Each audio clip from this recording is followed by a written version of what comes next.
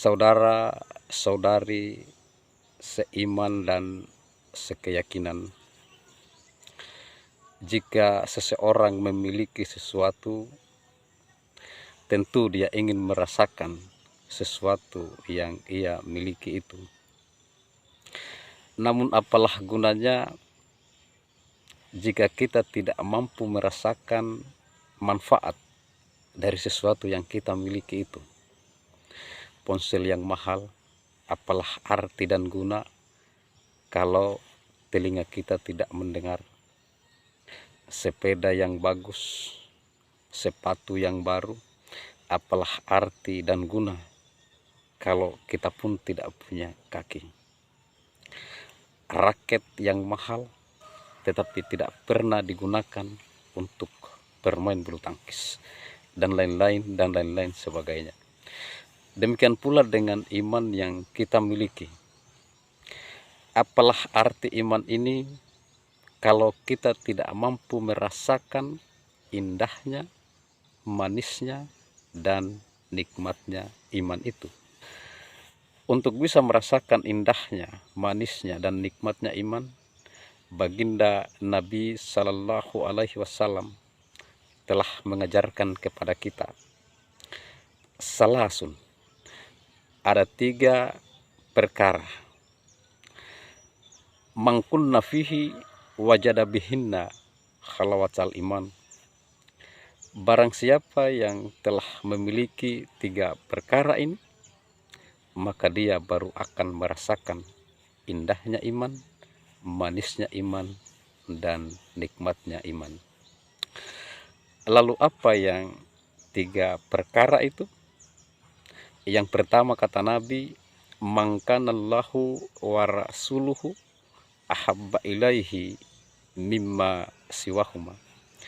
Ialah orang yang cintanya kepada Allah dan Rasulnya di atas segalanya. Ialah orang yang cintanya kepada alam dan segenap isinya ini tidak melebihi cintanya kepada Allah dan Rasulnya. Saudara-saudari kaum muslimin dan muslimat yang dimuliakan oleh Allah Subhanahu wa ta'ala, bahwa kita cinta harta benda wajar, bahwa kita cinta pangkat dan jabatan tentu, kita cinta suami, anak, istri harus, bahkan kita cinta NKRI, bangsa dan negara ini, itu pun bagian daripada iman. Tetapi cinta kita kepada itu semua, cinta kita kepada alam dan segenap isinya ini, harus dibatasi oleh kesadaran bahwa kita akan berpisah. Harus dibatasi oleh kesadaran itu agar tidak melekat dan mengakar di hati. Cinta kepada harta, kalau bukan harta yang meninggalkan kita duluan dengan cara kehilangan, terbakar, dan lain-lain, kita yang akan meninggalkannya duluan. Pangkat dan jabatan ada jangka waktunya. Cinta kepada suami, anak, istri ada saatnya, dan kita akan berpisah. Inilah batas kesadaran itu. Tetapi cinta kita kepada Allah dan Rasulnya, inilah yang akan kekal abadi selamanya. Oleh karena itu, kesanalah idealnya kita memperbanyak rasa cinta ini. Allah Subhanahu wa ta'ala berfirman, Kul in kuntum tuhibbunallah fattabi'uni yuhibbakumullah wa yaghfir lakum dzunubakum. Jika kamu mencintai Allah, maka ikutilah Allah. Niscaya Allah akan mengasihi dan mengampuni dosa-dosamu. Wallahu ghafurur rahim. Sesungguhnya Allah Maha Pengampun lagi Maha Penyayang. Quran Surah Al-Imran ayat 31. Saudara-saudari seiman dan sekeyakinan, Segala sesuatu yang kita miliki dalam kehidupan ini, jika sudah memenuhi panggilan Allah, maka dia akan mengalir pergi. Dari sana dia datang, dan ke sana pula dia akan kembali. Inilah keyakinan kita terhadap inna lillahi wa inna ilaihi rajiun. Orang yang cintanya kepada Allah dan Rasulnya di atas segalanya senantiasa dibatasi oleh kesadaran, dahulu aku terlahir ke dunia ini tidak membawa harta sepersen pun, tidak membawa pangkat dan jabatan. Kalau toh aku harus melepaskannya, innalillahi wa inna ilaihi rajiun. Disinilah lapang dadanya seorang mukmin, sehingga ia mampu merasakan indahnya iman, manisnya iman, dan nikmatnya iman.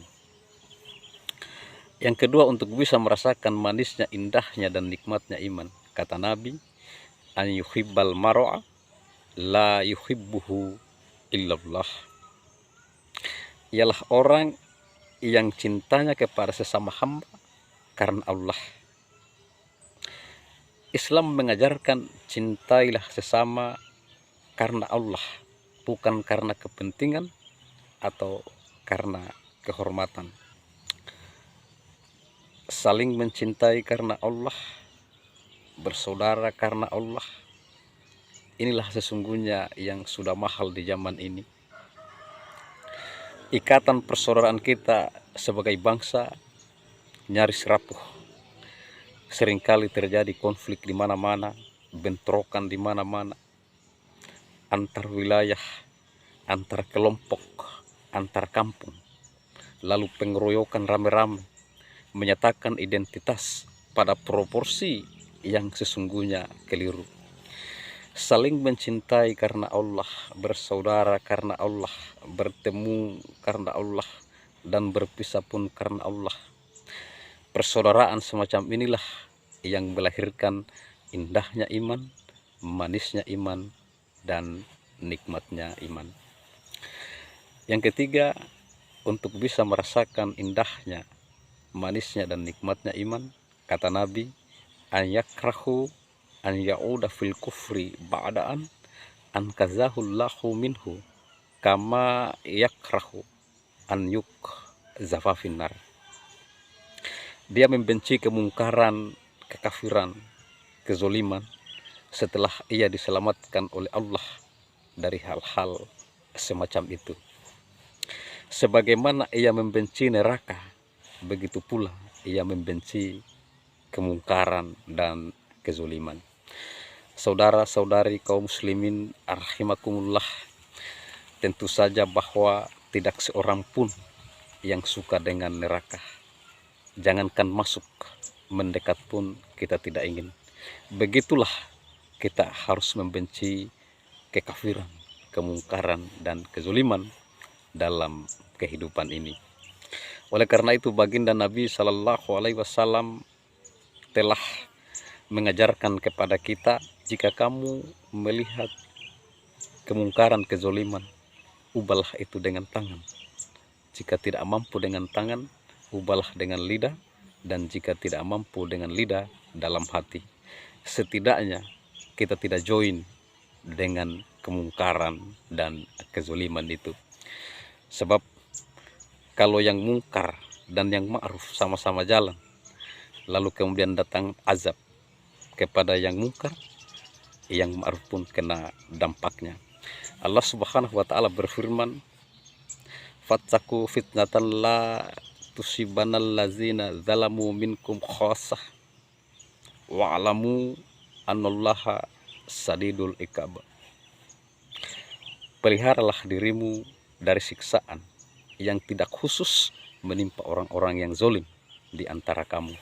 Demikian akhirun kalam, subhanakallahumma wa bihamdika asyhadu an la ilaha anta astaghfiru wa atubu ilaik. Wassalamualaikum warahmatullahi wabarakatuh.